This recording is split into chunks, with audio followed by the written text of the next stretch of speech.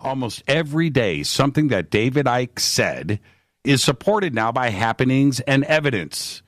And this is the point now where I just need to say, David Icke's time has come. His new book is called Everything You Need to Know, but Have Never Been Told. It is great, and get it. But tonight, get ready, because we are about to speak with the one and only David Icke. David, good morning, my friend. How are you? Good morning, Jimmy. I'm fine. Well, I'm fine now. 20 minutes ago, I was blinking into the light, but I'm fine now. It's 25 to 4 in the morning here, so I'm just about up to speed, mate. You know, David, we so appreciate every time that you join the show, and I'm so aware of the time, but this is the truth. And you know what? I'm just going to call it right now. How do you find the energy? Do you have a newfound respect for the Rolling Stones, right? I mean, seriously, what you do and how you do it and how you find the energy, and you've been doing it forever. Hats off, my friend. Well, I don't know how the Rolling Stones find their energy. They may take a different method to me, but mine comes from just a passion for what I do, and I think an understanding that we have a window to alert people to what's going on, a window that the hidden hand that I've been exposing all these years is desperately trying to close by connecting the human brain, the human mind to artificial intelligence through that area that I call the Devil's Playground, Silicon Valley. So we have a period which we're in now where we have an opportunity. It's a kind of a meeting of the ways, in the sense that we have come so far along the road that I've been writing and talking about all these years, in terms of the plan for the totalitarian control of the entire human society, that it's becoming more and more obvious. I said years ago, there's going to come a time when they'll break the surface. They have to, because if you are manipulating something under the radar, which is where it's been happening most of the time up to this point, then if you want to transform human society in the way that you're manipulating, that at some point you have actually got to break the surface where people can see that that's what's happening, that's what you're doing, and that's where we are now. So it was always going to be a point where we were a long way along the road before people actually, in large numbers, and I'm seeing this now around the world on this speaking tour that I've been on for 18 months, it's happening everywhere, they would see that actually they can't ignore it anymore because it's in their faces. So that's why I get up every morning and bang on with it every day, 7 days a week, because we have this period now where more and more people are listening. What is happening is more and more obvious, and we need to alert as many people as possible to head this off, because people have noted how many things in my books over the years, going back to the 1990s, have actually turned out to be true. But, I mean, why is that?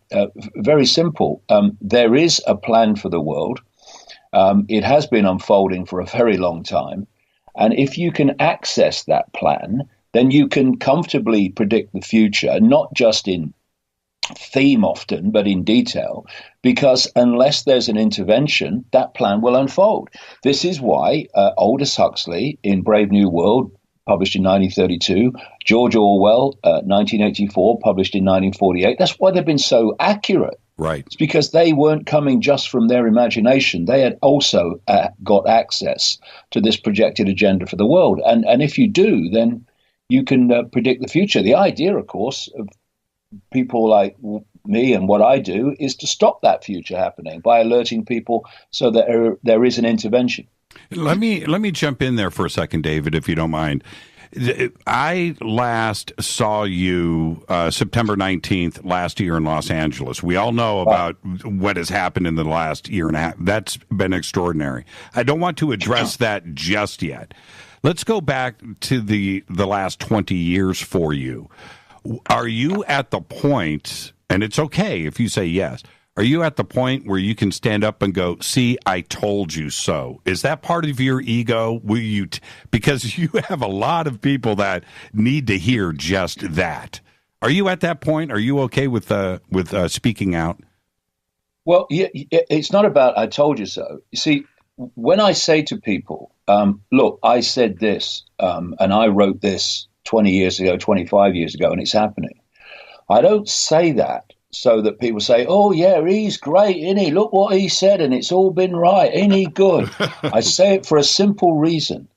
If I could know it 25 years ago, and it's happening now, then that means there is a plan for the world, that the events are not random. Right. That's why I say things like that sometimes. It's to emphasize, look, if I could know that 25 years ago and it's happening now, it's obviously not happening by random chance. It's happening because it's meant to happen, that it's been manipulated to happen.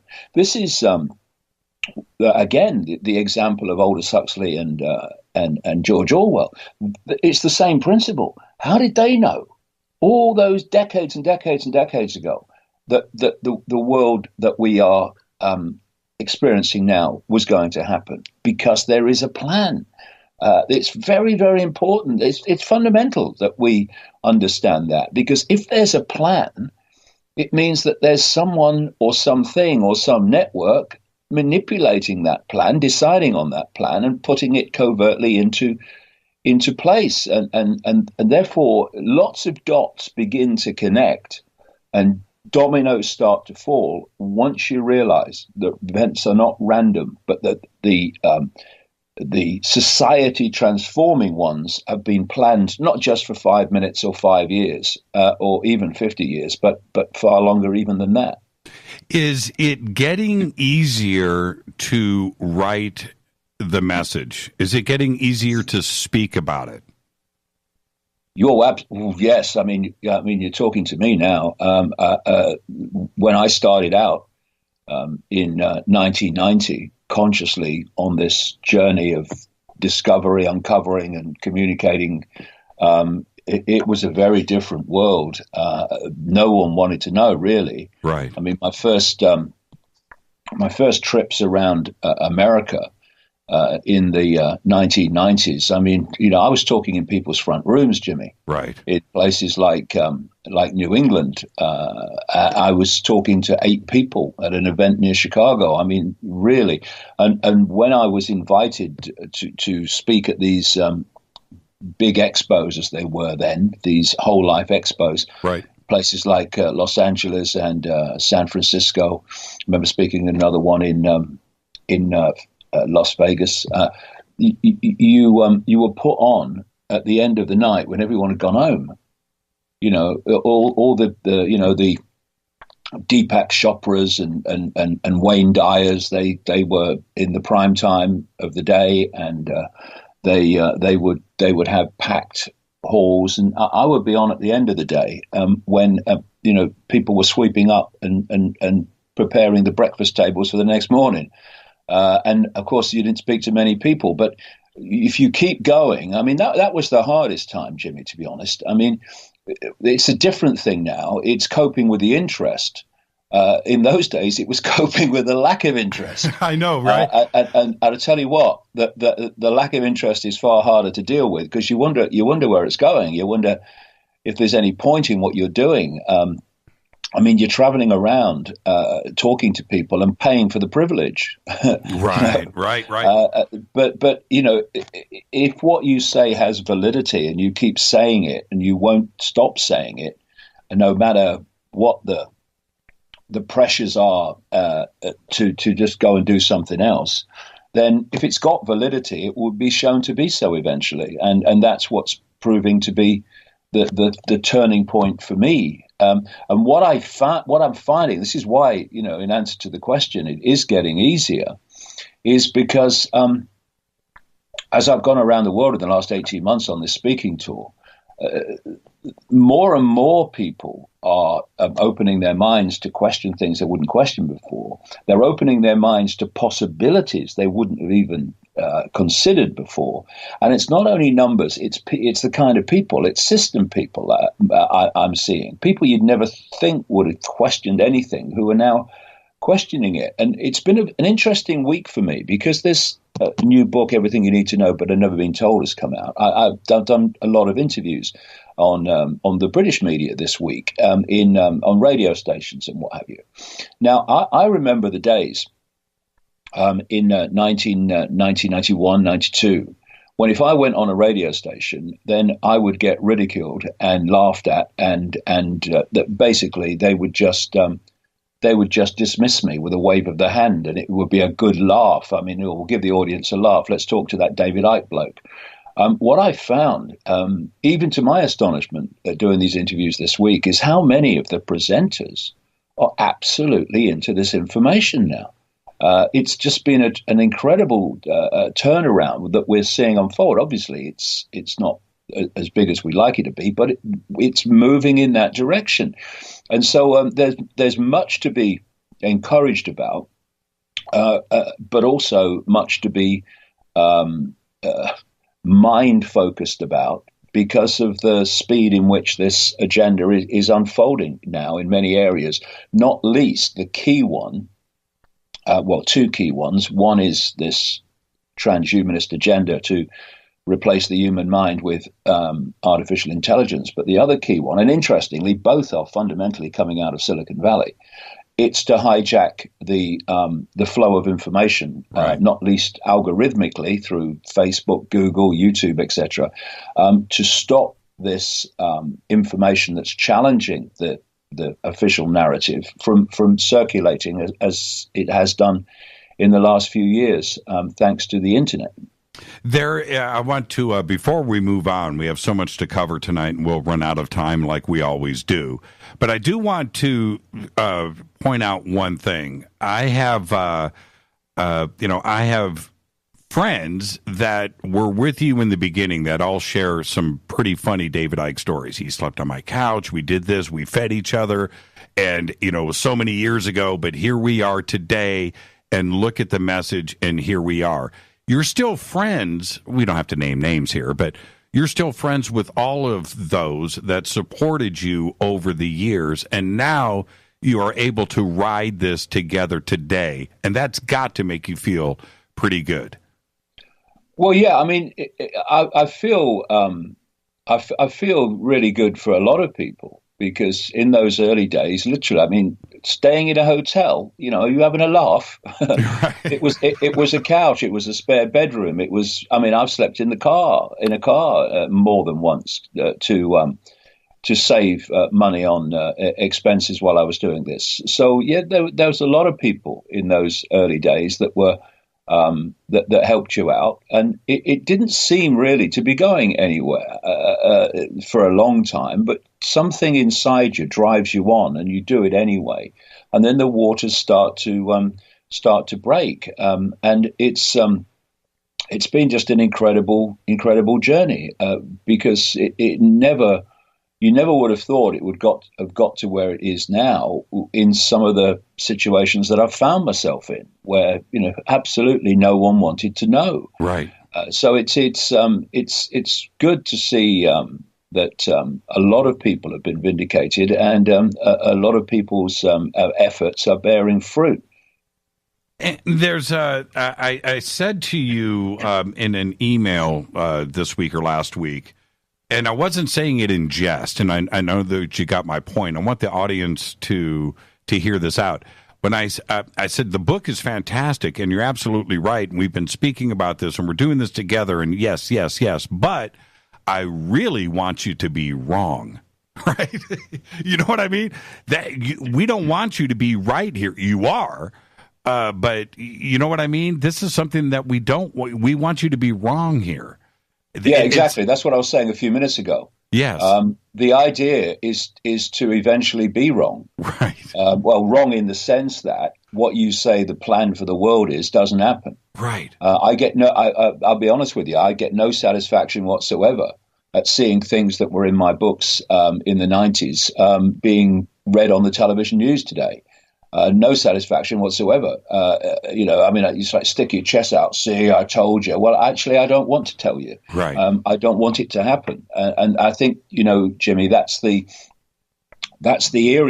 era now we need to go into, and I am going to go into from here on, which is to focus on, okay, we have this situation. What are we really going to do about it?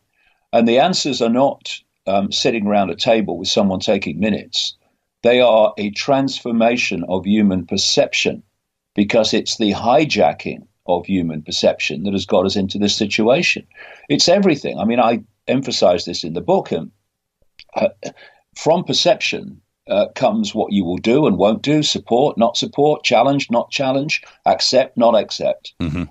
And therefore the battleground, for want of a term, on which the whole future of and direction of human society is being played out, is in the perceptions of the population. They don't have networks of control of all kinds of media, not least increasingly the internet giants, because it's a bit of fun. They have to do it because they cannot control 7.5 billion people physically. Not that there is any physical when you get deep into it, but you know what I mean. Mm-hmm. Because there's not enough of them. I mean, the number of people in full knowledge of what they're doing and what the end goal is designed to be is a tiny fraction of the 7.5 billion. So they want to be able to, if you like, physically control by connecting the human mind to artificial intelligence. But until they do that, they can't. So they have to control perception. And that is how they've done it up to this point. And we have to take those perceptions back. And what's very encouraging is that more and more people are doing that by simply saying, hold on, I'm going to reassess my perception of everything and see if what I've thought up to this point and believed up to this point actually is valid and can be justified. And what happens when you go through that process, as you will know, and many people listening to this program will know, you find that they're not valid and they don't stand up to questioning, which is why, again, we have this pressure all the time, not just to delete freedom of speech in so many various ways, but also to stop people questioning anything. I mean, this whole political correctness nonsense is basically the population being manipulated to silence itself and not question anything. And, this needs to be challenged, as I do vehemently in the book. Why did we're going to head to a break here, but I need your answer on this. When did we start to tap out? When did we start to give in on all of this? Because it was gradual, but there was a turning point, and suddenly we are completely numb now. It really feels that way, that it's just okay to allow this negativity and this manipulation by the media and what's going on in politics and in the military and corporations and Facebook and Google. It's like it's just okay. I don't understand why we are such laydowns. Lemmings to the sea, David. Well, if you go back a bit further, there was clearly, I talk about this in the book, there was clearly a fundamental change in the human psyche about 6,000 years ago, when humanity started, if you like, to process information in a different way to what it did before.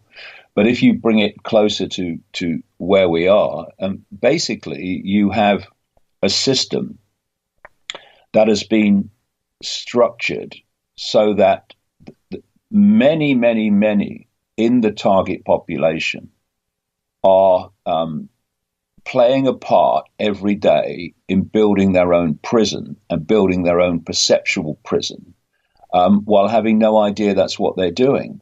People working in corporations, not the people that run them, of course. I'm talking about people working them. People work in the banking system, people work in politics, people work in the media. They are together contributing to the incessant control of human perception every day without realizing that's what they're doing. And because there is a structure in place, a compartmentalized structure, which means the vast majority have no idea what they're actually part of, you have a system which is battering human perception every waking moment, probably beyond waking moments using technology these days. Mm-hmm. And if you're not careful, what happens is you get battered into acquiescence. First of all, you get battered into giving your perceptions away through the process of everyone knows that. Well, no, everyone doesn't know that. Everyone has been told that. That's why people believe everyone knows that, because everyone's accepted the same narrative. But also, if you get people who are kind of, if you like, resisting it, questioning it, a lot of them get battered into acquiescence and just walking away from it because of basically they just get tired of what they perceive to be banging their head against a wall. You see, we've just talked about this period of nearly 30 years that I've been doing this. I've seen so many people come and go. I've seen people come, I've seen them be flavor of the month for a while and then disappear, never to be heard of again. Right. See, I cannot comprehend that from my perspective, because once you know what's happening, once you know what's meant to happen, what the plan is, then how can anyone walk away and say, "Oh, it's the kitchen's too hot"? We'll turn the volume down then, but get on with it. Because if we don't, then what you're accepting is what you perceive to be the plan is going to happen. I don't accept that. I will not accept that. And so you keep going. And when you meet challenges, you don't walk away and feel sorry for yourself. You up your game, and you find a way around it, and you become more determined, not less. So I've seen some people who've made this journey through this whole period, but I've seen so many people come and then disappear, and I would say to them, "What are you doing? Until this is sorted out, what are you doing? We've got to keep on and keep on and keep on and do everything necessary to make sure this nightmare that is planned does not happen." And that's only going to come from informing a population that's currently not informed about what they're part of and what's happening around them. As a member of the media, I find the responsibility that is on my shoulders sometimes a little overwhelming. I speak to literally millions and millions of people each month, millions. And I'm wondering if the rest of the world is aware of the media infighting and stuff that we have going on here. And it's not only the news, it's commercials, it's everything else that happens here in the United States. Is it the same way over in the UK? And do you think that, and Europe, with the infighting and the sides that are taking the manipulation of the population, and do you think that the members of the media over there are going to step up and start to bear some responsibility the way that I feel that I have? Well, I think some are. I mean, some of the presenters who have interviewed me this week on mainstream radio stations are clearly very sympathetic to this information and the fact that this is happening. Right. Their problem is, of course, and you'll know this very well with your experience, is that it's not easy to work. In fact, it's almost impossible to work in the mainstream media and not conform to the strict limitations to how far you can stray from what I call the postage stamp consensus of perceived normality. And it's also more difficult here because the government controls the radio frequencies much more fiercely than in some other countries. So it's not easy to get on a radio frequency to actually broadcast. So it's mainly done through the internet, so there are a number of people who are putting this information out in internet shows. And from my experience, only in the last week or so, there's a lot of very frustrated mainstream presenters who are in the mainstream stranglehold, would love to talk about this more widely, but of course there are limits to what they're allowed to say, and at the same time keep their job. I know. Listen, we got to head towards a break here, but this is. I am so aware of how far that I push this on Coast to Coast. We know how big Coast to Coast is, right? It's the number one overnight show, has been for 25 years. But I also, you have to be aware of who's listening out there. And I'm pushing it. And I'm just wondering when the red phone is going to ring, David, right? It's going to be one of those nights where, you know what, you just took it a little bit too far. But me, David, and I'm serious, I just don't care anymore. I don't care. Neither do I, and I haven't cared for a very long time. In fact, when the symbolic red phone rings, it's time to punch the air, because it means you're making a difference. That's exactly right. Our guest tonight is David Icke, live from the UK. This is Fade to Black. I'm your host, Jimmy Church. You can follow David on Twitter at David Icke. We are talking about his new book, Everything You Need to Know But Have Never Been Told. I'm your host, Jimmy Church. We'll be right back. Stay with us. All right, welcome back, Fade to Black. I'm your host, Jimmy Church. Tonight, David Icke, and this segment of Fade to Black is proudly brought to you by Life Change Tea. Their super strength tea is where you need to start out. Let's go to the banners right now at jimmychurchradio.com. Use the promo code FADER, and you're going to get yourself a free shipping. Now, David, when we are talking, let me back up for a second. Your internet TV show that you did, I think it was called Connecting the Dots, yeah, right.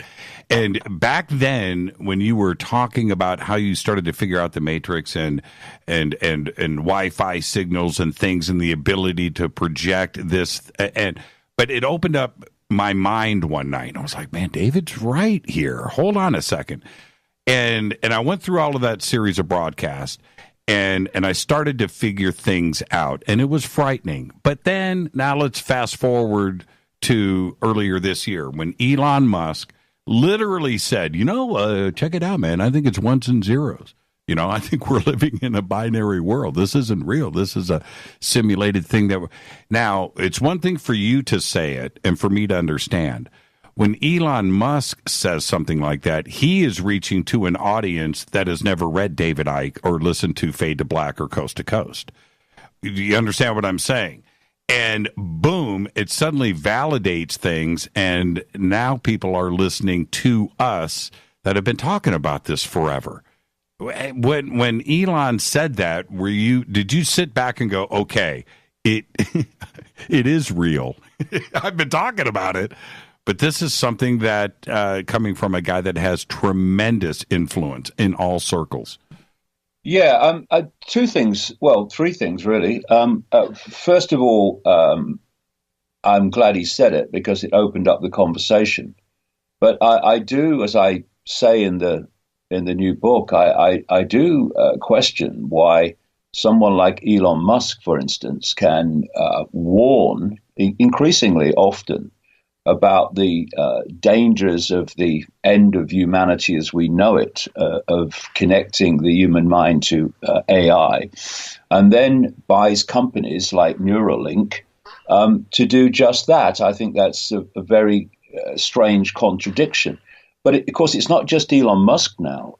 I came to these conclusions in the early 2000s, maybe about 2002, 2003, that actually when you put all the information together, that we do live in some kind of simulation. I mean, the very fact that the physics of our world and the laws and, if you like, physics of computer games are basically identical starts to give it away. the other area, of course, is that there's a big and gathering area of scientific research outside of mainstream science, which is known as the electric universe.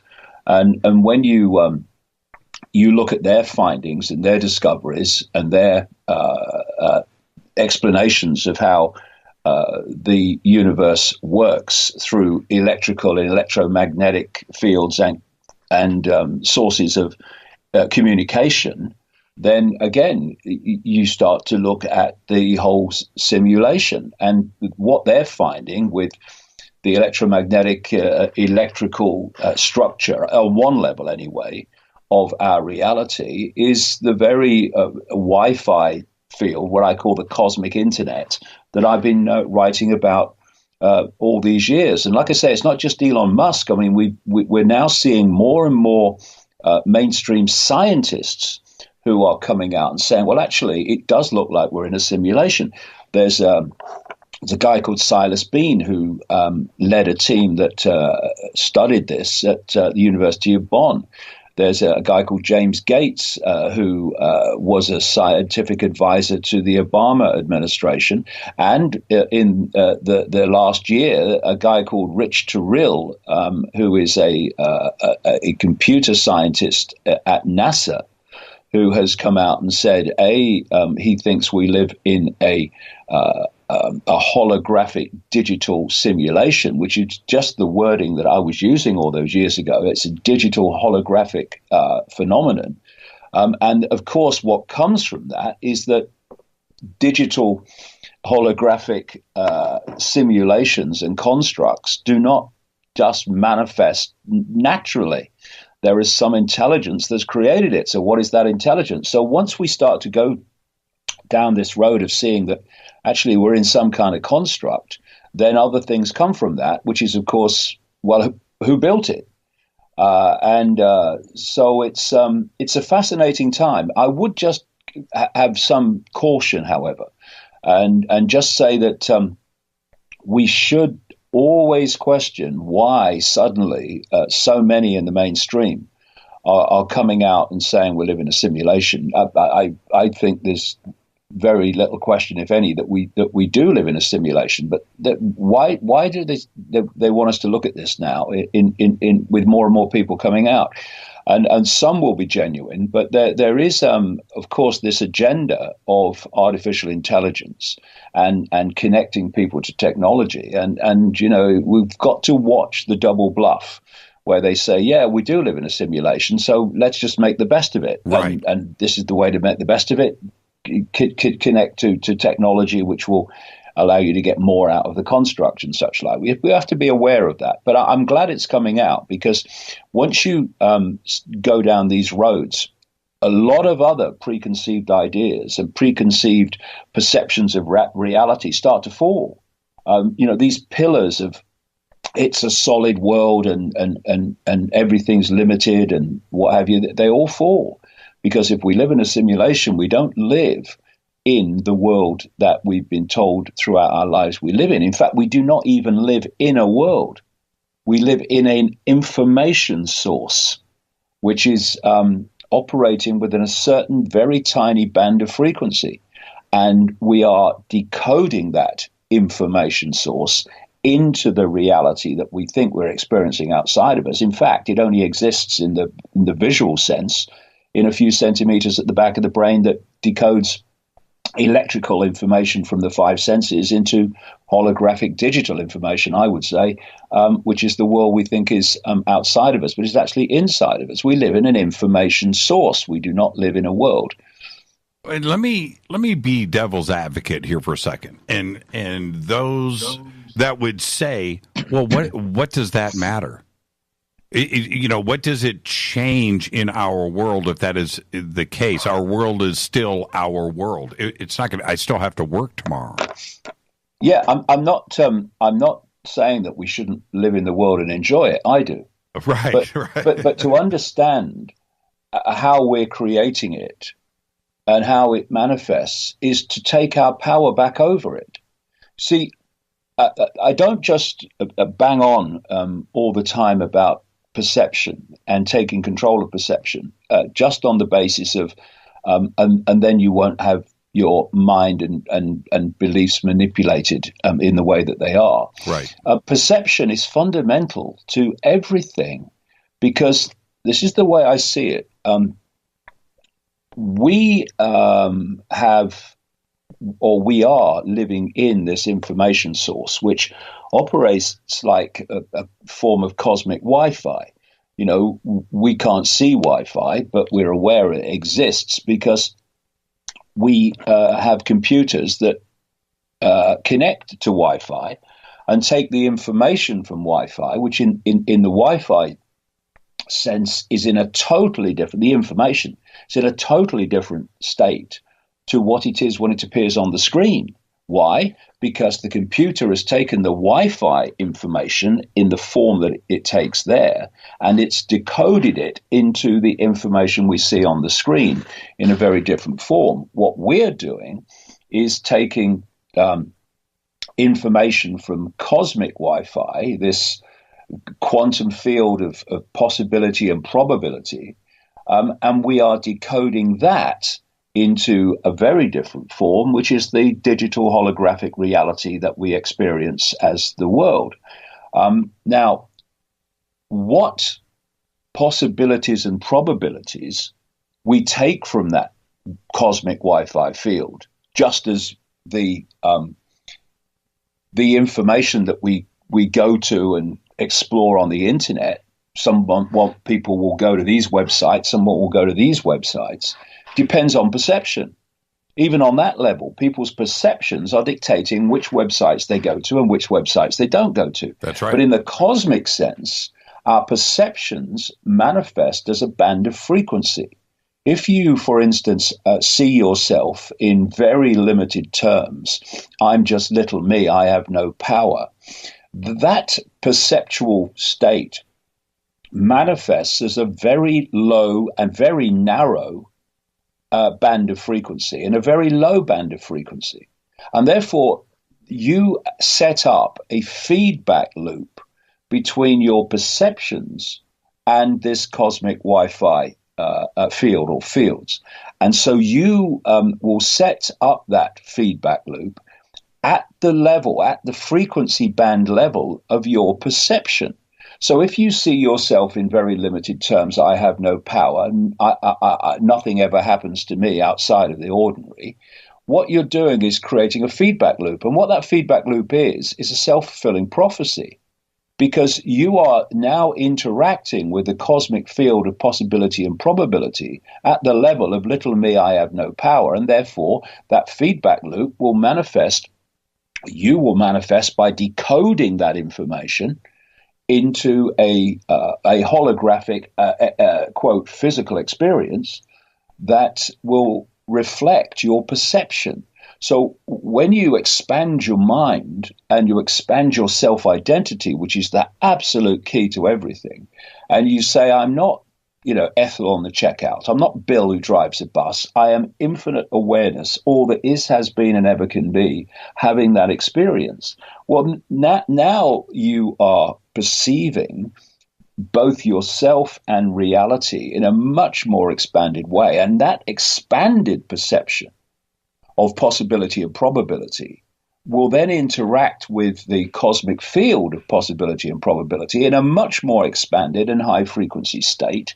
And therefore, what you will decode from that field as an experience, as a life, will dramatically change because you are manifesting possibilities and probabilities from a totally different level and from a totally or much more expanded range of possibility and probability. And this is why when people go through what we call waking up, what is waking up? It's just breaking through the onion skins of programming that isolate us in five sense reality.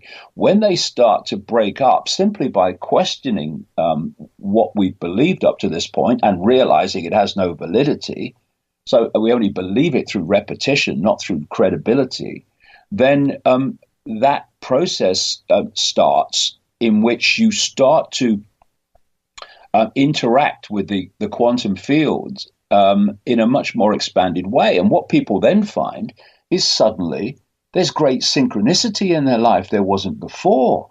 What's happened? Well, it's very simple. What has happened? The more the breadth and scale of the interaction you have with the quantum field, the more possibilities and probabilities you are potentially accessing compared with little me, I have no power, right. That's actually accessing very little. And so you find that life changes, synchronicity starts, life starts to become an adventure instead of an ordeal. It becomes an I can instead of an I can't. And this is where we take our power back.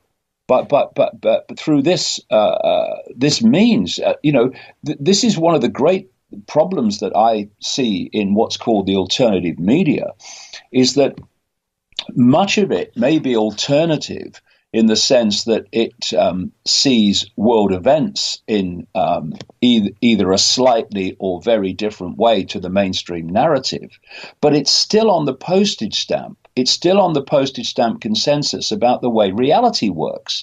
That's why it looks for answers within the five sense world of illusion, of physical illusion. This is why so much of it got behind Trump, because it's looking for answers in the world that the only world it believes exists, which is basically the five sense world.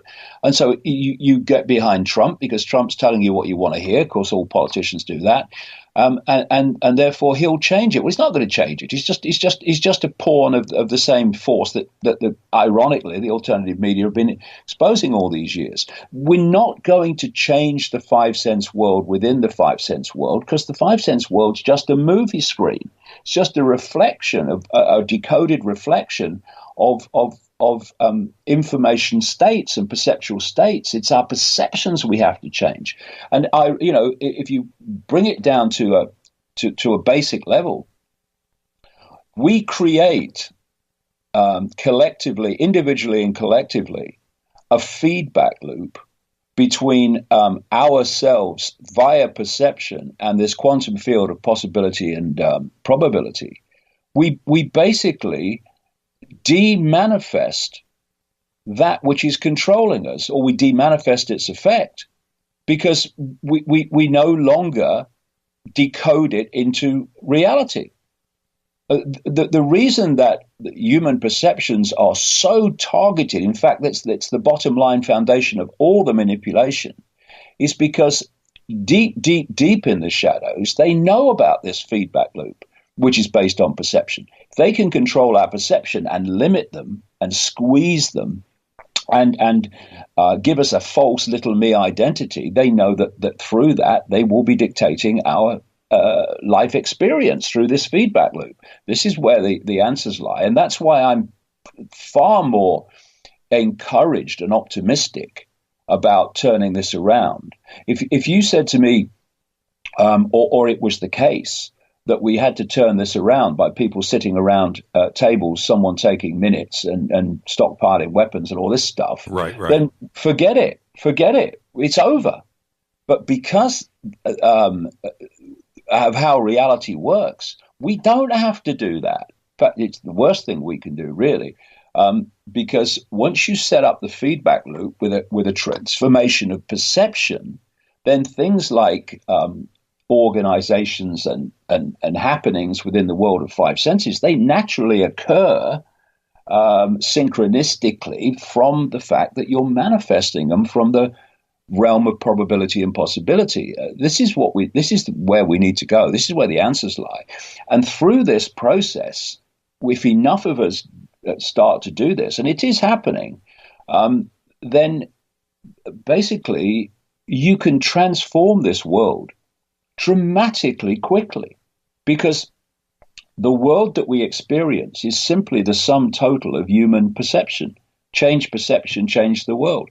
I've had some posters done. I think that they should be on everybody's wall, really, that say, change perception, change your life. Change perception, change the world. It's that simple. But of course, we have to believe that changing anything is complex and takes time and you can't do everything at once. Well, you can if you change perception, because you manifest a different world to the perceptions that were manifesting the world before. Well, they lost control of that feedback loop in the last 2 years. They had an easy go. When I say they, I'm talking about the media and who is pulling those strings in the background with the media and moving up the chain. But they had an easy go of it for the last 2,000 years. This last 2 years, they've lost control. And those that were questioning all of this now saw it play out right in front of them. And I'm certainly referring to fake news, and I'm referring to the manipulation of the media and how it is obviously an agenda that is being played out. But those out there that never bought into this were seeing it and now are questioning things, David. Yeah, if I go back to 1990, when I went through a series of extraordinary, what people would call paranormal experiences. They're actually quite normal, but of course, postage stamp normal is so narrow and so defended and so firewalled that anything that happens outside of it has to be called paranormal, so they can give us the idea that it's not normal and therefore a bit strange and stay away from it. But I went through these paranormal experiences, and in those early months, really, I met a lot of psychics and stuff in those early months of 1990 who were telling me. I was presenting television programs at the time, and I was a national spokesman for the British Green Party and what have you. And they were telling me I was going to go out on a world stage and reveal great secrets, and basically all the stuff that's happened since I was told was going to come in early 1990 through these various psychics that I synchronistically met. I only set out to meet one. The rest just came into my life, quote, coincidentally. Right. And one of the common themes at that time was this. That they were telling me that whatever they were connecting to was asking them to tell me that there was a vibrational change coming, what I would now call a frequency informational change coming, that was going to wake humanity up from its coma, from its slumber. And this would, first of all, impact upon those that were more awake, and put another way, that were in a lesser state of density, energetically and perceptually. But eventually, even the most asleep were going to be affected by this. And they said that, and I was told that the other aspect of this vibrational change is that all that had been hidden from us was going to be brought to the surface where we could see it. And the first book I ever wrote after my if you like, perceptual transformation, I actually called Truth Vibrations, because that's the name I gave to this vibrational change, on the basis of it was going to bring to the surface all that had been hidden.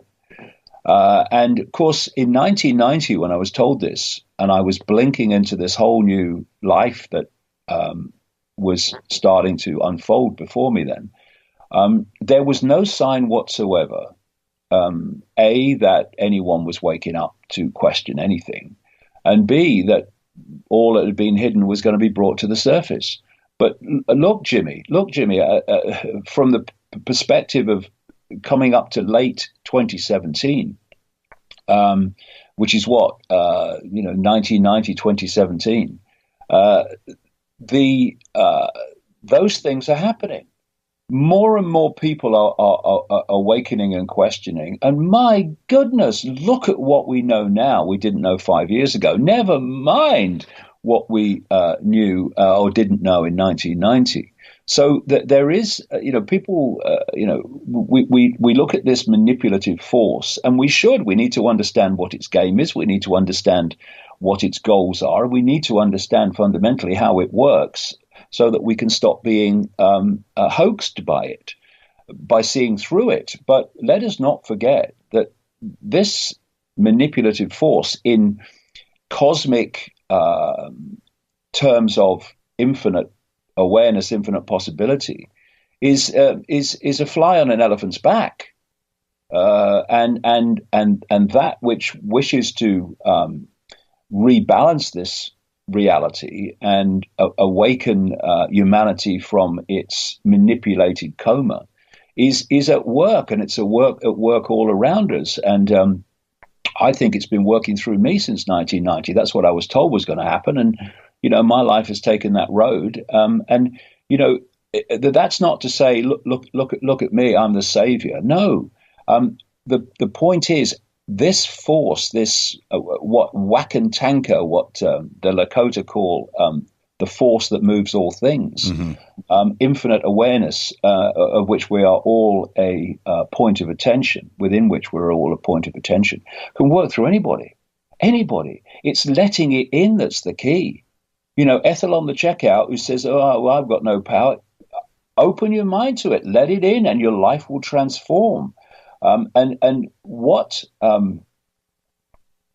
defends the defense mechanism to letting that in from the system's point of view is that if you say anything or do anything outside of the postage stamp normal, then those that have accepted postage stamp normal, which is still the vast majority, will actually give you a hard time. They'll laugh at you, they'll ridicule you, they'll dismiss you, they'll call you dangerous. And people, through this fear of what other people think, which is the prison that most people live in, then resist going down this road of letting this true self in. Because once you let it in, you don't act postage stamp normal. You don't say things from that perspective. You don't live your life from that perspective. And thus, part of the journey of awakening is to have people around you, even your family, friends, or whatever, say, Bill's gone crazy. He's gone mad. What's going on? You're talking nonsense, mate. What are you talking about? And if you're not prepared to go through that, then forget about awakening, because awakening is to change perception from postage stamp normal, and in a process of constant further expansion, doesn't stop. You expand, never stops. Then you're going to act differently, and you're going to be perceived differently. But remember, different is not another word for madness. Different is a word meaning different. And my goodness me, if we are going to change a world that's based on uniformity, then that change must take place through the process of expressing and celebrating our diversity and our uniqueness. We got to take a break right here. Guest tonight, David Icke. This segment of Fade to Black is proudly brought to you by River Moon Coffee, makers of the Fade to Black blend. Use your promo code F2B blend. Get 15% off of your order today. And David, hey, that's pretty cool, David. We have our own coffee. That means you've arrived. When are we going to have the David Icke blend? No time soon, Jimmy. Now, this is talk about an artificial reality. That us having our own coffee is it's certainly proof of that. But when and I keep stealing your reference of connecting the dots, but you do it so well in the new book, and I stress with everybody, go and get everything you need to know, and the links are over at jimmychurchradio.com. Go and get the book. But when we are connecting the dots here and we go through this idea of a matrix and a holographic universe and ones and zeros and a binary existence and feedback loops, when we swing this thing around to the singularity and artificial intelligence and what Google and Facebook and DARPA and Sandia National Labs, their focus is just that, to get to this point. And when we do, immortality comes into play. There's a lot of things that they are going to suggest, but it will be the machines at that point, whether you like it or not, that will retain control. And you connect the dots here perfectly in the book, and I need you to expand on that. Well, they'll have many selling points. There already are many selling points to connect the human mind to artificial intelligence. I mean, people like Ray Kurzweil, the Google executive, who is the PR man for Frankenstein, and others are talking about the fact that it will make us superhuman. The idea is to make us subhuman and to make us no longer human, but just to become an AI human, which is the equivalent of being a computer terminal on someone else's internet, with no human thought or emotion left. That's where we're going. And the timescales they're talking about are not forever and a day. Kurzweil's talking about this starting by 2030. And this whole massive operation of getting particularly young people, but others too, addicted to technology, and addicted to phones and addicted to technology they wear, leading to the addiction reaching the point where they accept technology inside the body, which is now happening. I mean, I spoke in Sweden earlier this year, and there's people there having parties, microchipping parties, where they get chipped. I mean, straight out of my books from about 1994, that is. That this was the plan, and so it's been a process. I mean, maybe I should just go through that quickly. There is definitely a period around in our perception of time. That's another illusion. About 6,000 years ago, when there was a massive change of psyche, and it happened in a period that was far beyond what you would call a natural evolutionary chance. And there was a book came out some years ago by a British academic called Steve Taylor, called The Fall, where he's basically focusing on this period of 6,000 years ago when this psyche change took place. And he points out that before then, which is in another time measurement, 4,000 BC, there was no war as we know it. There was no patriarchal society as we know it. There was no massive inequality as we know it. There was no class system as we know it. And there was no organized religion as we know it. And this change took place after violent invasions of the Middle East by what is called Indo-European and Semitic peoples. And interestingly, because this world is a complete inversion, you have to turn everything on its head to get anywhere near the truth. If I say Semitic peoples, people would say, "Oh, you mean Jewish people?" Well, actually, Semitic doesn't mean that, as we're told it does.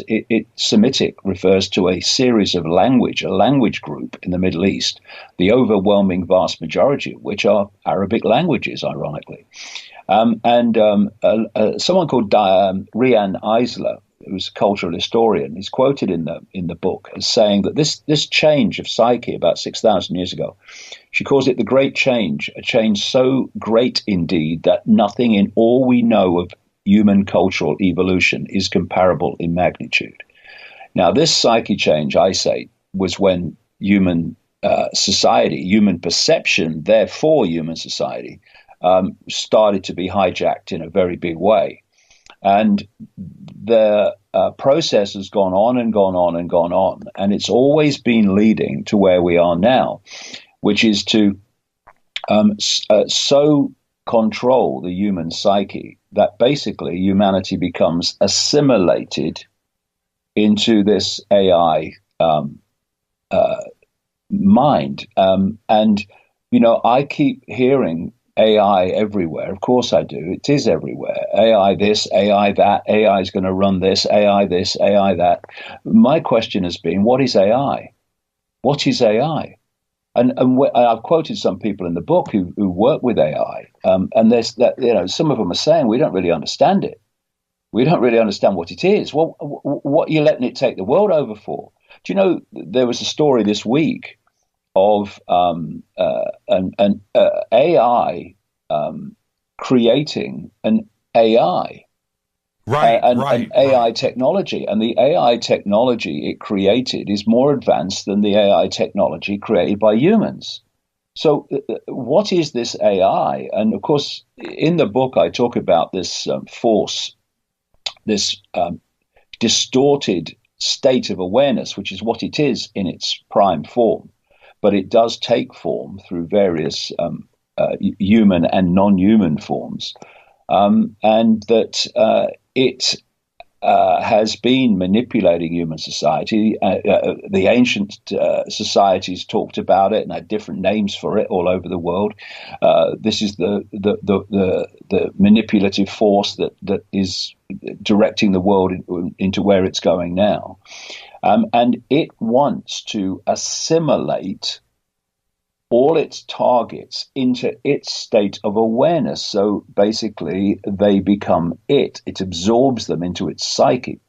And the way that it has controlled human perception up to this point and pushed us in this direction over the last 6,000 years is through controlling information. Of course, religion was a major way that it controlled human perception and imposed a perception on people. But there are limits to that. There are limits to that because it is still possible, despite that onslaught of perceptual programming, not to take it on, not to be affected by it, or at least totally affected by it. So that there is a way through expanded awareness of overriding the program, the perceptual program. So where it's been leading is where we are demonstrably going now, which is to, instead of manipulating perception as they've done up to this point, they become that perception through AI, right, by connecting the human brain to AI. And, you know, Jimmy, when you've got people like Ray Kurzweil, who I wouldn't trust to tell me the time in a room full of clocks, frankly, that from around 2030, the human brain mind will be connected to AI, which will then do more and more of human thinking until eventually there is no human thinking left and it's all AI. When they're actually putting that in your face and saying it's a good thing, then you can see where this is going. Because, of course, he's a Google executive. Google is an absolute monster.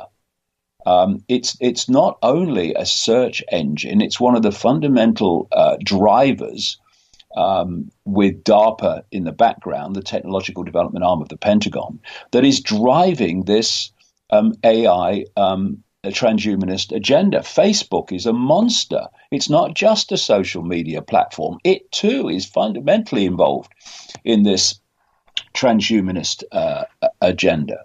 And so the idea is to lock people into AI, and then they become AI, and humanity as we've known it is no more. Now, again, people like Elon Musk and the scientist Stephen Hawking and increasingly others are actually warning about this and saying, you know, that there are dangers. Now, you know, I have my reservations about Elon Musk, as I've said, but they're warning about these dangers. But what they say is, you know, we're going down a road and it's very dangerous. What they need to understand, I think Elon Musk will actually, not so much Stephen Hawking, is that this is the road we're being taken down. It's not. We're not going down. We're not sleepwalking into it. Right. The human race is sleepwalking into it, but the people driving it aren't. The people driving it are trying to make it happen. They want us to, for there to be no humanity left as we know it. And what is humanity? It's a state of perception, a state of awareness, and that's where we've been driven. Now, if you then go deeper into this, and you realize that this information source that we decode into a holographic digital reality is operating within a band of frequency that's so narrow, it's a joke. And I say that this band of frequency that we can actually see visually or decode, if you go deeper into it, is as narrow and ludicrously narrow as it is on purpose.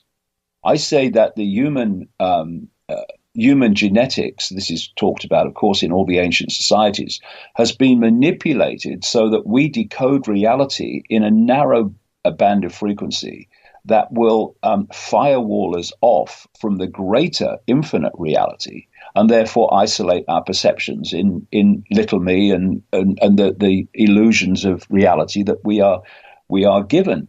And all this genetic manipulation, where people talk about the sons of God who interbred with the daughters of men, and all these symbolic stories you find not just biblically but all around the world in the ancient societies, they are describing this change, this great change in the human psyche, which is what? It was a change in the way humanity decoded and processed information. Thus, their perceptions changed. And we became the humanity that we've been in the last 6,000 years. So mainstream science says that the electromagnetic spectrum is 0.005% of what exists in the universe. Some say it's a bit more, but not much. So that's ridiculous. The electromagnetic spectrum is 0.005% of what exists in the universe. And yet visible light, as scientists call it, which is the only frequency band that we can see and decode into a perceived visual reality, is a tiny fraction of the 0.005%. That's how ludicrous it is. That's how narrow it is. So we are decoding an information source in a certain frequency band. That force, which is manipulating this reality and has created the simulation to manipulate this reality, operates in its prime form, in its perceptual form, in its consciousness form, outside of this reality. And thus, it's working on, and not only in its consciousness form, in many other kinds of forms that we call extraterrestrials or, quote, aliens. They are operating outside of our frequency band. Therefore, they're operating outside of our perceptions of technological limitation. They're operating outside of our perceptions of everything. They have a completely different timeline. Yeah, our vision, they're operating outside of everything if the frequency is off. So where I'm going with this, Jimmy, is, to control humanity in the way that they are planning to and are in the process of doing, they need technology. They need advanced and ever more advanced technology. Otherwise, it can't be done. What they want to do could not be done in the pre-computer world, for instance. Couldn't be done. So now we've got to ask this question. Are we really saying that this force, in all its manifestations, human manipulators, non-human manipulators, are sitting around a table constantly, tapping their fingers, just waiting for some geek in a garage to somehow discover the next level of technology that will allow this whole control system to move on to its planned goal? Are we really believing that? Hey, some guy in a garage has just invented just what we need. Hey, what a stroke of luck. We can move on now. No. The technology that is now being introduced into human society to control us and build this technological control system, this technological sub-reality, was known to the force that's behind it when humans were knocking rocks together and firing bows and arrows and shooting muskets in breaches. Right. What's happening is it's being introduced. And, of course, if you're introducing something in the way that I'm describing, you need cover stories. Because if you haven't got cover stories, then people are going to see what's happening. And so the cover stories, this is not the case in every case, but in the vast, great society transforming technology cases, this is being just put into human society by this non-human force from outside in a sequence that's moving on this control system faster and faster and faster. I mean, why would DARPA and the CIA, etc., be seed funding Google before it became known as Google? Why was it seed funding the technology? Why was DARPA, the technological development arm of the Pentagon, seed funding the technology that we now call office assistants, which are basically fusing more and more the human mind and human interaction with AI? That's what it's all about. You know, when you've got something in your house and you're talking to it like a human, you know, whatever, Alexa, whatever they call it, Echo, different names, Siri. Right. Play this record for me. Tell me this. What about that? What they're doing is they are fusing the human psyche with AI on that perceptual interaction level. That's what's happening. It's the same with all the smartphones and stuff, with so many young people addicted to them. This fusion is taking place, and the idea is to push people along to the point where they will accept having their minds connected to AI technologically, and then that will be the end of it. And so when I said earlier, you know, I have this passion, I get up in the morning and I work till I drop. It's because there is this window of opportunity, which is not going to be very long, of what is happening becoming more and more blatant, so people actually focus attention on it, and this goal of connecting humans to AI so that everything is shut down and no one will ever question anything again, because the only questions they'll ever have will be AI generated anyway. Yeah, you know, and we talk about the last 6,000 years and how we got to here and accumulated knowledge and technology and invention and science and all of that. Great. But the AI engine, David, and you point this out in the book somewhat, once it starts to correct itself and write its own code, at that very moment, to me, that's the turning point. And they would be able to get smarter exponentially in nanoseconds. In other words, what took us 6,000 years to get here, they're going to be able to do that in about 24 hours. Yeah, exactly. And it's happening, Jimmy. Yes. It's happening. You know, I think it was Facebook had a AI program. Yes, they did. Still do. Where AI developed its own language that the humans didn't understand and was communicating with itself through this AI language that it had created. And the people running the study had no idea what the language meant or what was being communicated, and they shut it down. It argued with itself, David. That was the crazy thing about that.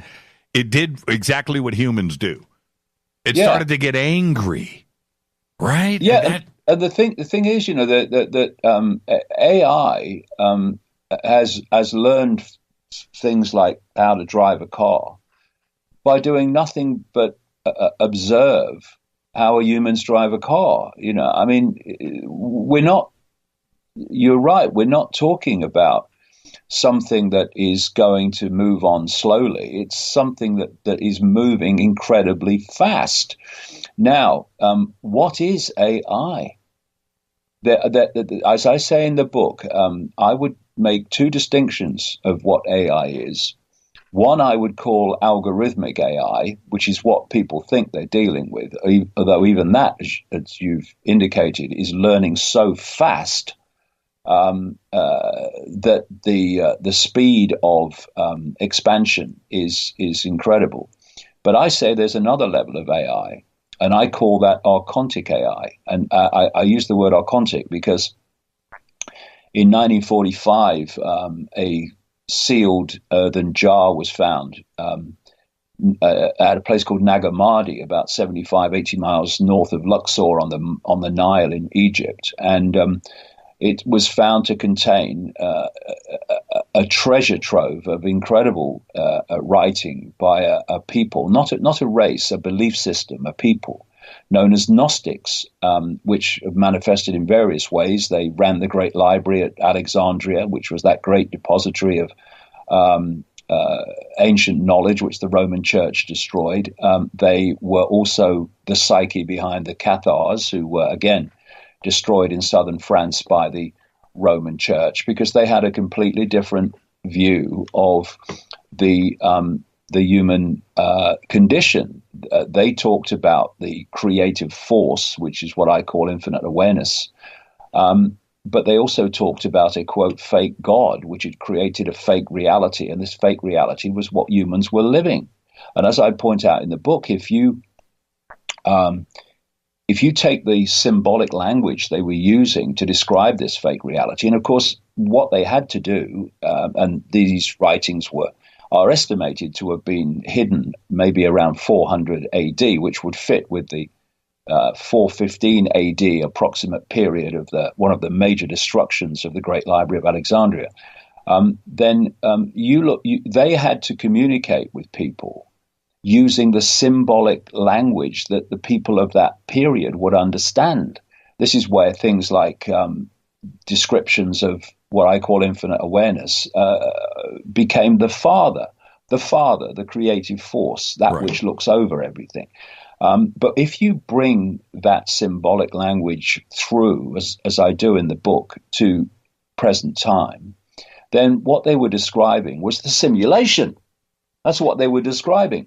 And they used the term archon or archons for this force that was manipulating human society and created what I call the simulation.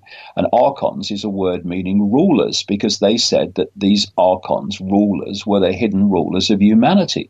And when you look at how the Gnostics describe the archons, you're looking at how the pre-Islamic and Islamic world described the jinn, entities in the human unseen, which is almost everything that exists, the human unseen, that were manipulating human society. And so I'm saying that actually the real AI and the AI that we are building a technological vehicle to take over human society is archontic AI, ultimately, this very force that's been manipulating human society all this time, excuse me. And so the vast majority of scientists working with AI will have no idea of any of this.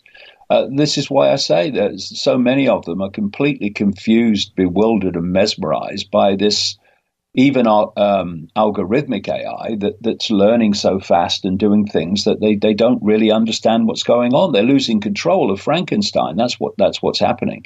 But of course, deep in the shadows, Frankenstein himself, i.e. this force, is absolutely in control of Frankenstein. It's just the human society that's losing control of it. And that is the crazy part about all of this, David. That's the Pandora's box.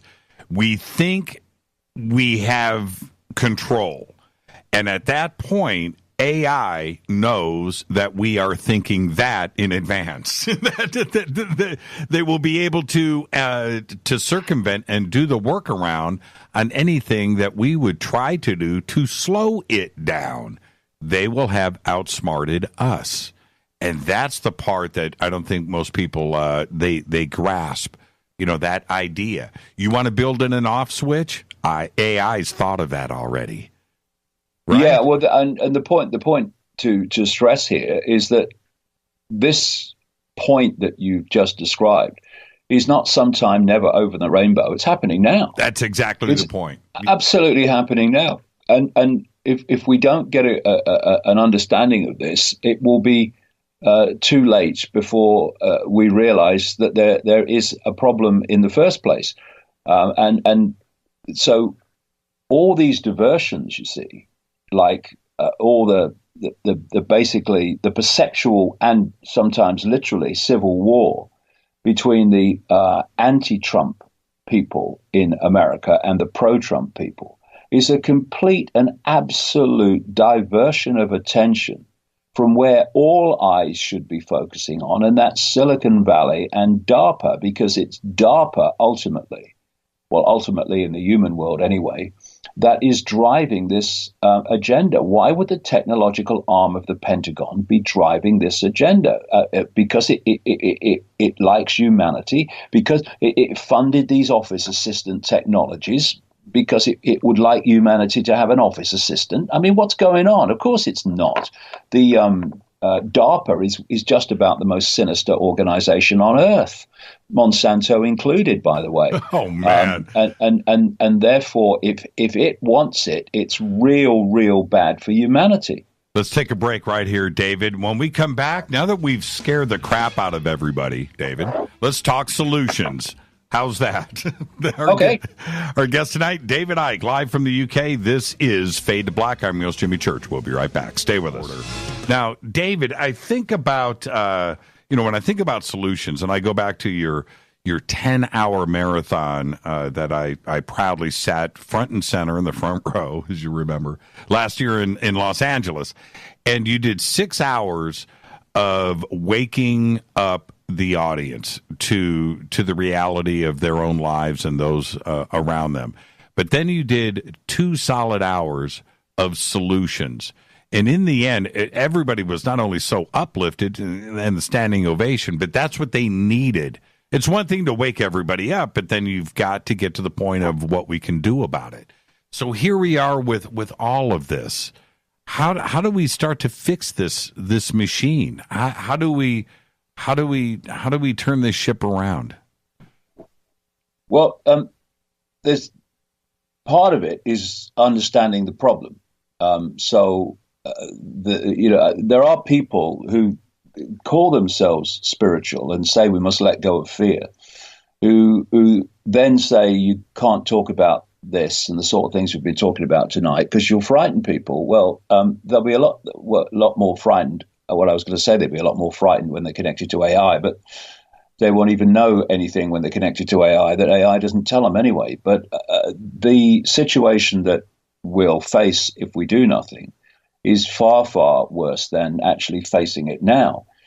So understanding the problem is fundamental to appreciating the solution, which is why when I look at my life, in the 1990s, information was coming to me in this incredibly synchronistic way, which was, first of all, talking about the names, dates, places, 5 sense level of it, banking manipulation, political manipulation, manipulated wars.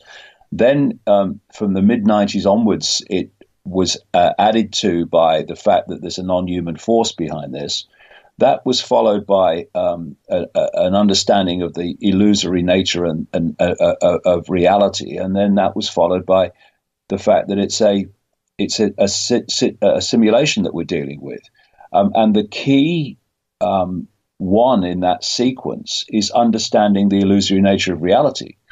Because if we don't do that, then we continue to believe that everything is physical and everything is solid, and therefore everything is limited. And everything takes a long time, and we have no power, and you can't change it, or at least change it with any speed.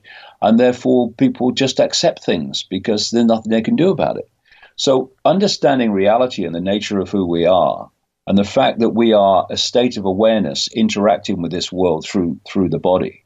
And we can take a perceptual state of 5 sense self-identity, which is limited, which is I can't, which is there's nothing we can be done to be done, so let's just accept it and be acquiescent. And then there's I am infinite awareness having that experience, and therefore I am infinite awareness. I can control that experience. There's no such thing as limitation. There's no such thing as I can't. And that completely changes the game. It changes the game for, if you like, an individual point of attention. It changes the game in their life and the way their life unfolds. But collectively, it changes the game in the world that we are living in. You know, religion's greatest contribution to this conspiracy of control is to create a personified God, a dictatorial God often, that's controlling everything. and that we are just subordinate to that God. That God, in that context, is this manipulative force. In fact, those Gnostic writings said that the God of the Old Testament that's described, the one that wanted death, destruction, and mass murder, was this archontic force, and it makes absolute sense that they should say that. So the whole, and then as that began to fade in terms of its control of people, that religious perceptual prison, then they brought in mainstream science, and mainstream science has come for most of its existence from which direction? That we live in a solid mechanical universe where everything is apart from everything else, and we are just cosmic accidents, and basically you're born, you live for a while, and then you die, and all the lights go out. So in so many ways, people have perceived mainstream science and religion to be opposites and forces opposing each other, when they're different expressions of the same perceptual imprisonment to keep us from understanding the nature of who we really are, which is awareness, a state of awareness. And like I said earlier, we can interact with possibility and probability in a narrow band, i.e. a controlled state of impotence, or we can do it from an expanded band of potentially infinite potential of creativity and changing things. And we need to change it at that level. If you are trying to change a movie, you don't just stand on the stage and start screaming at the screen, telling it to change. It's a done deal by the time it's done that. And by the time we are experiencing this in an apparent physical experience, it's a done deal. The information from which this reality is created has already been decoded in that few centimeters at the back of the brain by the time we actually, quote, physically experience it. No changing it then. And they're quite happy that we perceive that we can change things in the world of the scene. We can't. Just like you can't change a movie when it hits the screen. You've got to go back and change the real. You've got to change what's being projected. And that is basically, in collective human society, it's the sum total of human perception. That has to change, and everything changes. That doesn't change, nothing changes. This is, I would suggest, is where this whole nightmare can be transformed. Because one of the things that's happening is people will have noticed that in recent times, actually more than recent times, really, going back quite a few years now, there have been this stream of movies and television programs that have actually depicted the very world that I've been describing tonight. Why? Because the world that we are being led into is so fantastically different to the world that we've known up to this point, that there's obviously a potential resistance where people go, hold on a minute, what is happening here? Look at what's happening in the world. Look how it's changing. What's happening? So what they're doing, it's called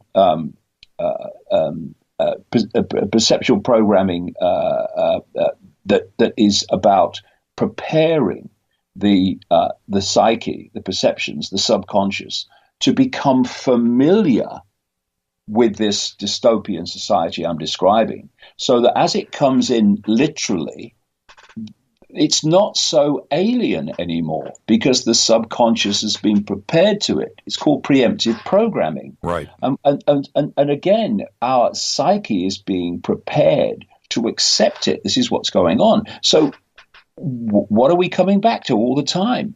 The way that this is being introduced is by manipulating our perceptions and controlling our perceptions. So the way to stop it being introduced and to, if you like, decode into reality a completely different world is to take control of those perceptions back. And key to that is redefining self-identity. We've got to stop self-identifying with the experience, what I call phantom self, and start identifying with the true I, which is infinite awareness, all that is, has been, and ever can be, having an experience.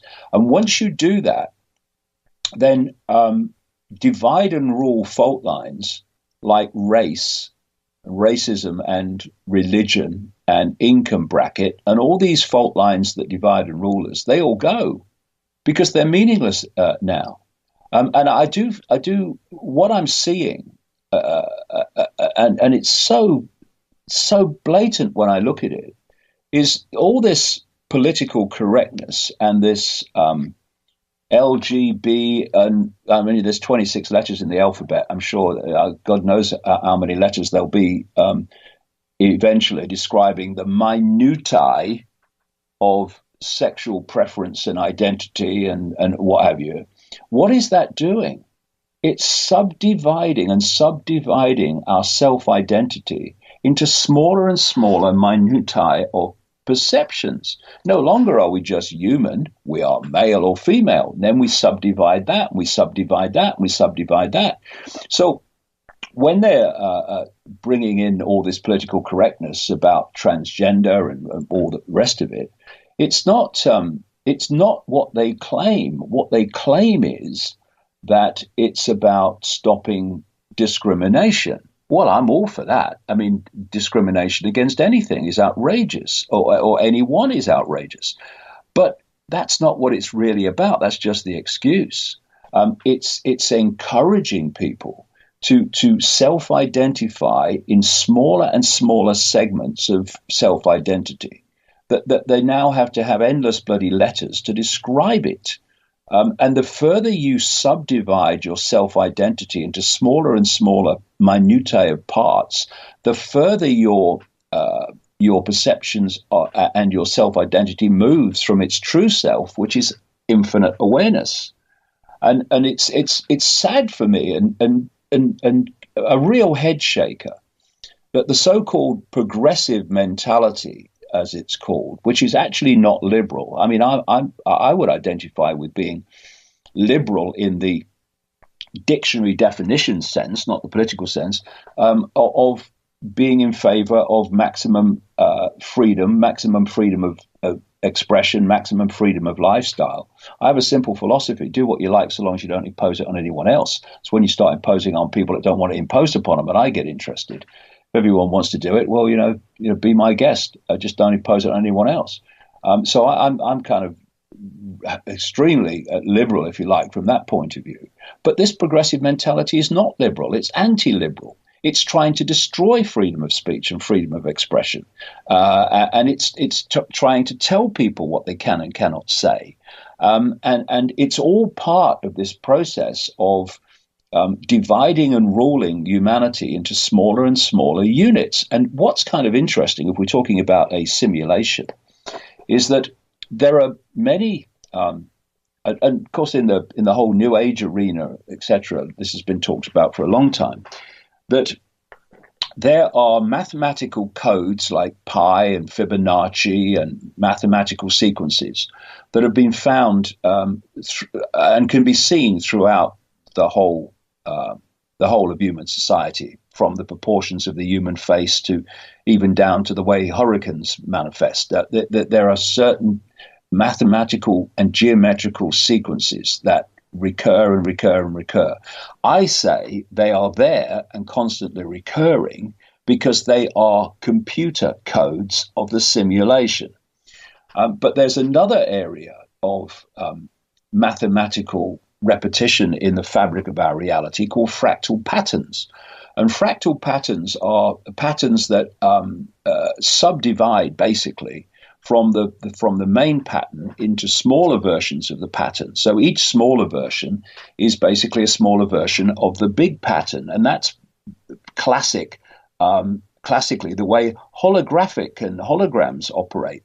Every part of a hologram is a smaller version of the whole.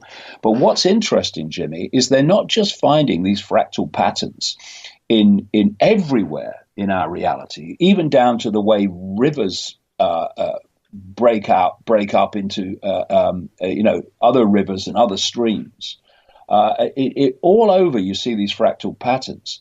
They're also seeing these fractal patterns even operating within human relationships and the way we operate emotionally. Now, where I'm going with this is, if you look at the history of human society, religion is a classic example. You start out with the main patterns. Let's take Christianity. You start out with the main pattern. Then it starts to break up into smaller versions of the same pattern called different names. So you break up into Protestant Christianity and Catholic Christianity. You have Islam, and then you break up into Shia Christianity and into Shia Muslim and into Sunni Muslim. And this pattern of a main pattern then breaking up into smaller patterns, this is fractal patterns. And what we're seeing now is exactly this process happening with self-identity.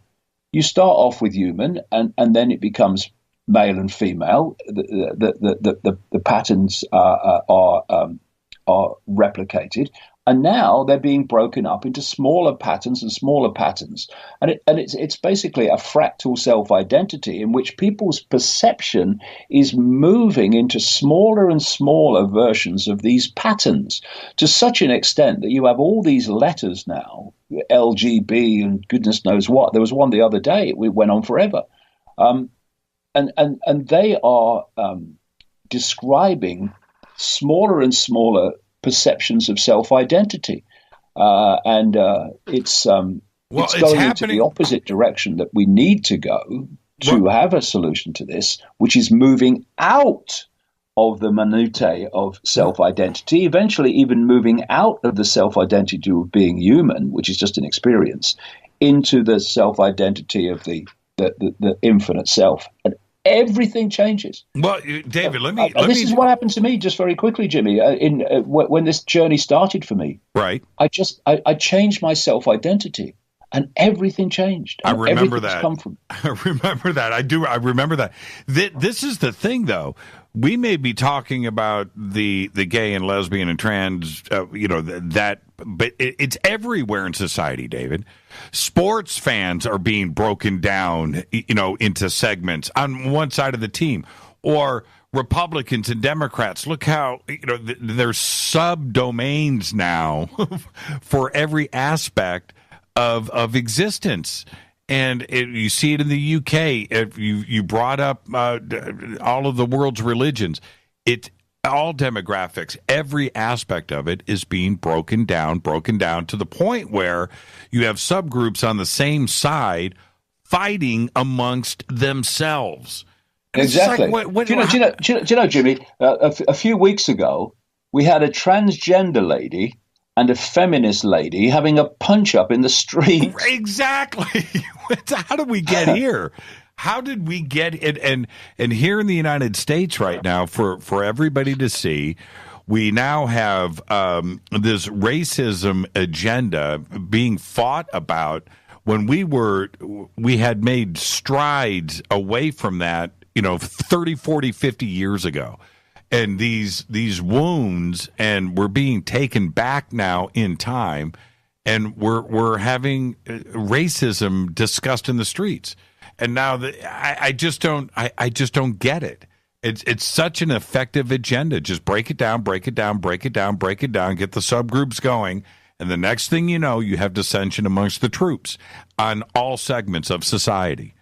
Yeah, well, the thing is that if there's a few of you, and in, like I said earlier, in full knowledge of what they're doing, we're talking, compared with the human population, a tiny number of people, then you have to set the target population at war with itself. And through that, you divide and rule them. So they're so focused on fighting each other that you are manipulating them all. You are holding the strings of all of them, right, without them even realizing there is any strings or there is any you. Like I mentioned earlier, the example of this focus in the United States, indeed wider, of anti-Trump and pro-Trump. That focus is taking people's focus away from Silicon Valley and this wider picture. And the more that you can subdivide human self-identity into smaller and smaller parts, the more potential there is because the more parts you have now, to have divide and rule and conflict between different people. And what you're having in this whole political correctness agenda is the smaller the minority, because there is a political correct hierarchy, where the smaller the minority, the more power and higher they are in the agenda. So what happens, of course, is, first of all, there was a feminist movement, which was a response. It was manipulated by the Rockefellers, actually, but the people that went with it were understandably responding against the imbalance of power and influence between men and women. And then you start breaking men and women down. And I'm not attacking anyone's sexual preference. I mean, it's none of my business. Do what you like, or, as long as you don't force it on anyone else. All the best, mate. It's none of my business. Just don't make it my business. But you are. That's the problem. And then you break down into transgender, and you break down and you break down. And now you've got all these different hierarchies, and each new hierarchy, which is a smaller minority than the previous hierarchy, basically goes to the top of the pyramid of political correctness, hierarchical power. So the current, the extreme ultra-Zionism is always at the top because they're so well organized. But if you just put them aside for now, at the top at the moment, it seems to me, is transgender. That's the new, untouchable. But there's a reason why this transgender whole thing is happening, and I talk about it, of course, in the book, because I have a simple phrase I've used so many times: when something comes out of nowhere and is suddenly everywhere, it's the agenda. Someone's pressed a button on the next stage. Right. And when you look into the agenda for the human body as part of this AI transhumanism connection, then they are in the process now, and it's being openly talked about, of creating a synthetic human form, which will not be male or female and will have no gender or ability to procreate. And as Aldous Huxley described in Brave New World in 1932, that humans will be procreated or created through technological laboratory means in what he called world hatcheries, and they'll be created in genetic castes like worker ants, etc., to do specific roles in society. This is where these mad people want to take us. And what we are being prepared for, and particularly the young are being prepared for, is the end of gender on the road to no gender. And, I quoted a guy in Phantom Self, my last book, called Dr. Richard Day, who was a Rockefeller insider. He was an executive of Planned Parenthood. And he addressed a meeting of pediatricians in Pittsburgh, Pennsylvania in 1969. And he shocked them by asking them to turn off recording equipment and not take notes, because he was going to tell them how the world was going to change, because the network he represented was going to change it. Right. And one of the things he said, and if people read Phantom Self, my last book, where I quoted him at length, they will be stunned at what he said in 1969, because one of the doctors did take notes and later reported what he said. Right. What he said in 69 compared with what is happening now. And one of the things, Jimmy, that he said in his list of this is how the world's going to change, decades and decades and decades ago, was we're going to make boys and girls the same. And that's what this transgender explosion is all about. It's not about stopping discrimination. I'm all for that. It's about confusing people, children particularly, about their gender who wouldn't otherwise have been confused and weren't confused before. It's all part of this movement to this no gender synthetic human. That is, it's an unbelievable thing to think about. But the point is very simple. In an artificial reality, AI, AR world, you don't need to have sex. The machines are going to create themselves. Robots building robots. Yep. Right? That's exactly what's happening already. Exactly. David, how did you get so smart? Now, I've asked you that before. Thank you so much. And when am I going to see you again? That's a name for it. That's a good name for a song, Jimmy, isn't it? Yeah. When will I see you? I've ended a world tour over 18 months now of all-day events, which ended in the Netherlands about 3 weeks ago. But from the spring, I'm starting another world tour of evening events, which means that I can get to more cities in a week. I can do 3 in a week instead of 1. Right. And I'm starting in Britain and then going into Europe and then we're coming into North America. So it will be then, Jimmy. And what I'm doing with these evening events is I'm focusing on you might say solutions, and focusing on this whole area of perception and how we take control of them back. So I'm looking forward to it because that's the next stage for me. That's where we need to go. Okay, we kind of understand the problem. What do we do about it? And that's what these evening events are going to be about. And hopefully this time we can break bread. All right. Yeah. Well, of course, it means I'm going to be doing several cities in the same country, so there'll be more time to have a breather between them. Yeah, absolutely. And be safe out there, okay? I can't wait to get you back on. And so much to think about, David. And I know you've got a whole day ahead of you. Normally, I would be, a little selfish and say, let's keep going here. But you've got a full day and schedule in front of you. I'm going to thank you for taking the time right now to spend with not only myself but our audience. Thank you so much, David.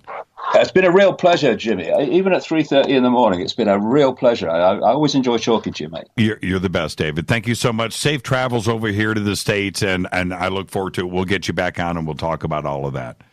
Cheers, Jimmy. Bye. Thank you, David. David Icke, everybody, live from the UK. The new book is Everything You Need to Know But Have Never Been Told. The links are over at jimmychurchradio.com. It is an amazing read.